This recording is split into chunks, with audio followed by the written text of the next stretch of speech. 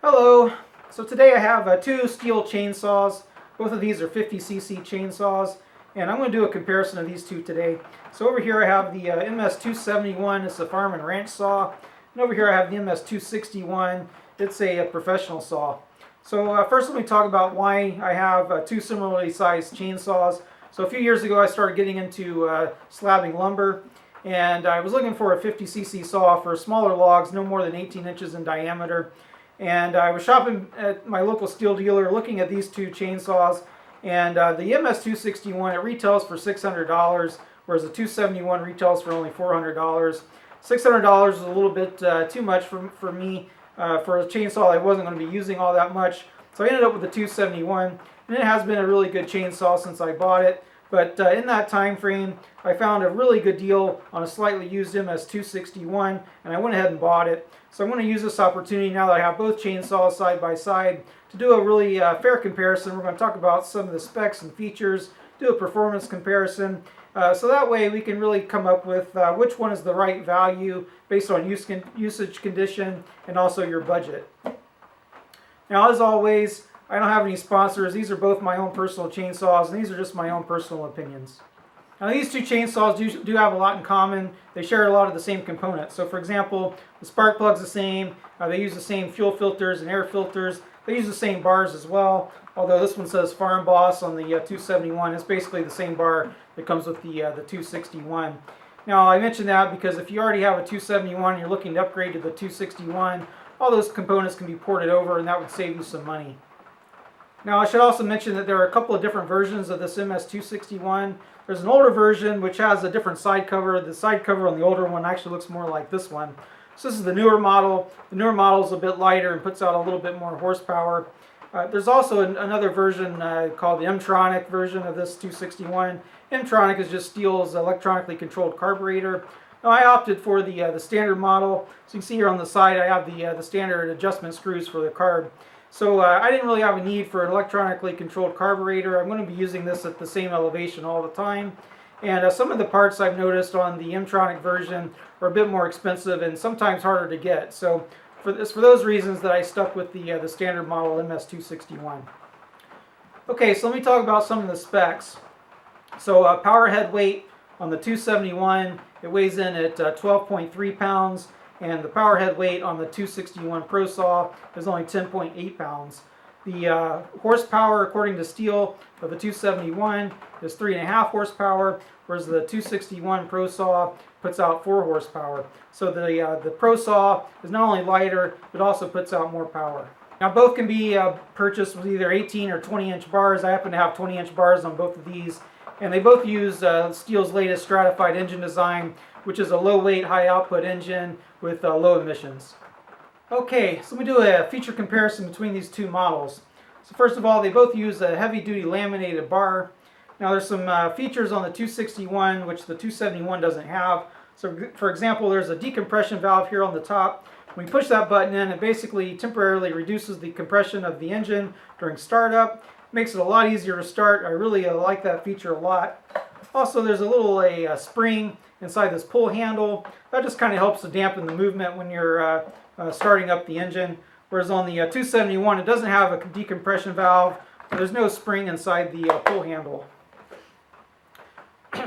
Now, being a professional saw, the MS261 has some durability features. So for example, the chassis is all metal. It's a magnesium alloy chassis, whereas the 271 just uses a plastic chassis.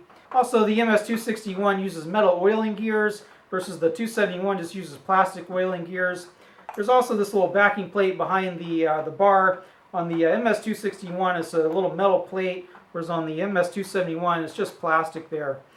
Also, where the bucking spike attaches on the MS261, you have two nuts and bolts which attach to the metal chassis to hold on the bucking spike, whereas on the MS271, you just have two screws and they're just screwing right into plastic. Also, the MS261 uses a rim-style gear to drive the chain, whereas the MS271 just uses the standard spur-style gear. Now, the rim-style gear doesn't have a lot of benefits, but it is a more durable design. Okay, moving on to the side cover. So the MS261 has a magnesium alloy side cover, and it has these retention nuts here, whereas on the 271 it's just a plastic side cover, and you just have these standard nuts here. Okay, another feature which I appreciate on the 261 is the fact that the sight line on the top here, it's black, so there's a big contrast between the orange top cover and the sight line. That sight line just helps you line up your cut when you're taking down a tree. Now the 271 also has a sight line, but it's orange on orange, so it's not as obvious, not quite as easy to see. Another feature I really like on this MS261 is the fact that the top cover is super quick and super easy to remove. You just have 3 screws. They're quarter turn screws, so you don't have to unscrew them all the way. And you can get the top cover off in just a few seconds. Now the 271 has a similar design. They both use retention screws here so that you don't lose them. But on the 271, the screws are not quarter turn screws. You have to unscrew them all the way. So it takes a bit longer to get the top cover off. Now the MS261, it uses a pleated style air filter, whereas the 271 uses this flock style filter. I really prefer the pleated style. It's more performance oriented, but of course the air filters are interchangeable between these two models. So if you don't like the flock style, you can buy one of these and it'll fit on there no problem. Now there's one more point I'd like to make when comparing these two models. That has to do with engine durability. Now they both use 50cc engines, but the engine design on the MS261 does put out more horsepower than the engine on the 271, and I wonder if that has a negative impact with respect to durability over time. Now, I don't have any data to suggest one way or the other. It's just a curiosity. But I will say that the MS261 engine internals are really easy to swap out, and it doesn't cost a lot of money to do it either. Okay, so next I'm going to do a performance comparison between these two chainsaws. For that, the first test I'm going to be doing is a cross-cut test. So I have a dried out Doug fir log outside. I'm going to be cutting some cookies off of it and see which one performs better. Now for that test, I'm just going to be using the stock bars and chains that came with these chainsaws. These are just Stihl laminated 20-inch bars, and each will have its own Stihl 26 RM3 low kickback chain. The chains are fairly new in both cases. I'll have them nice and sharp before I start the test. Now after the cross-cutting test, I'll also do a rip cutting test. So rip cutting is a lot more strenuous on the chainsaws, so that'll be a good opportunity to really test these things out. Now for the rip cutting test, I have a dried out cedar log outside, which I would need to convert into a 6-inch by 6-inch beam.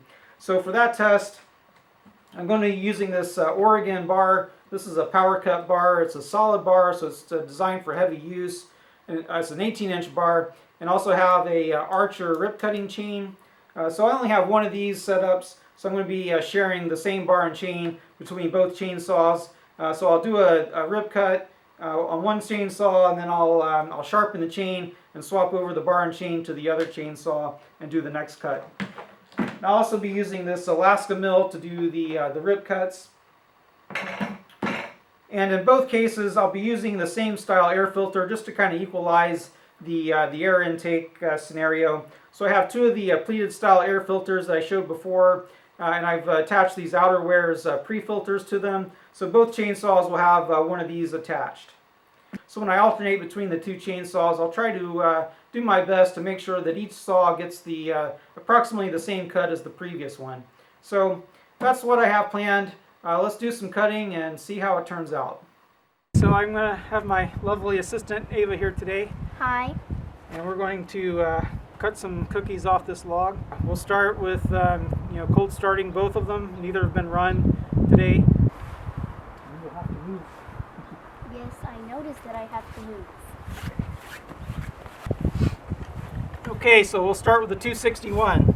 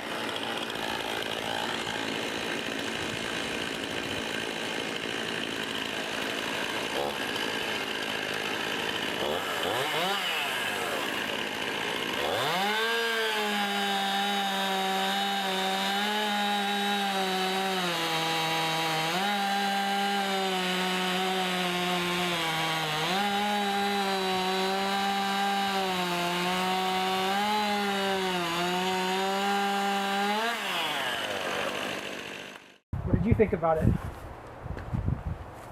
Well, I like how the pieces of wood turn out.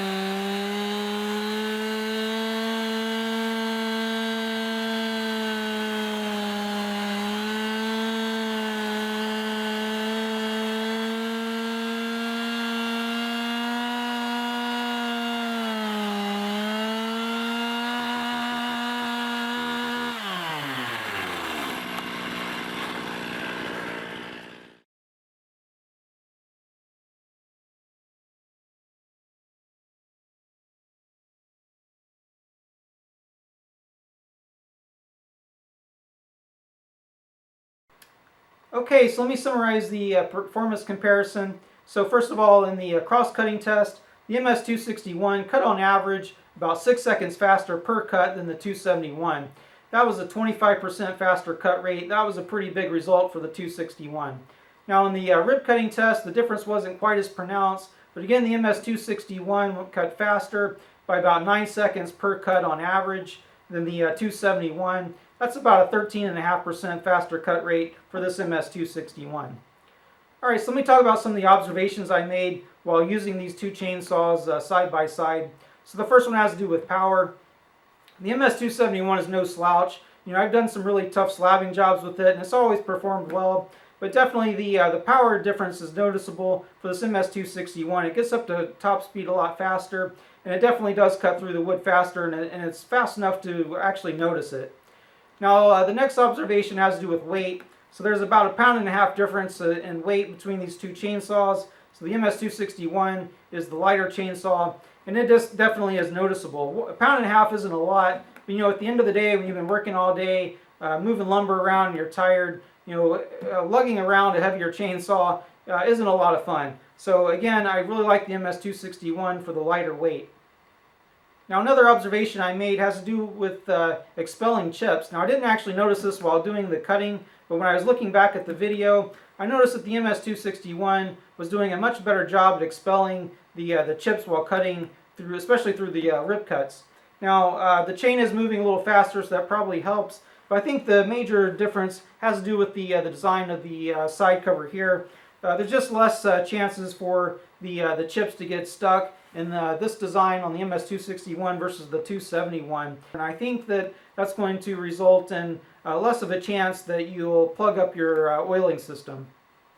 Now the last observation was probably the most noticeable one, and that has to do with ease of starting. So the MS271 is not a super hard chainsaw to start, but the MS261 is quite a bit easier. And that has to do mainly with this decompression valve. I really like that feature. Again, you know, at the end of the day, when you're tired, you don't want a chainsaw that's hard to start. So having that decompression valve makes it easier to start, and it just makes the overall experience a little more enjoyable using the MS261 over the MS271. Okay, so let me summarize this chainsaw comparison. So the first thing is both of these chainsaws are great chainsaws. Now, I talked a lot about the benefits of the MS261, but it does cost $200 more when new than the MS271. So I think the question really is, which one is the better value, or maybe which one is the better buy for me? And I think it really boils down to your usage case.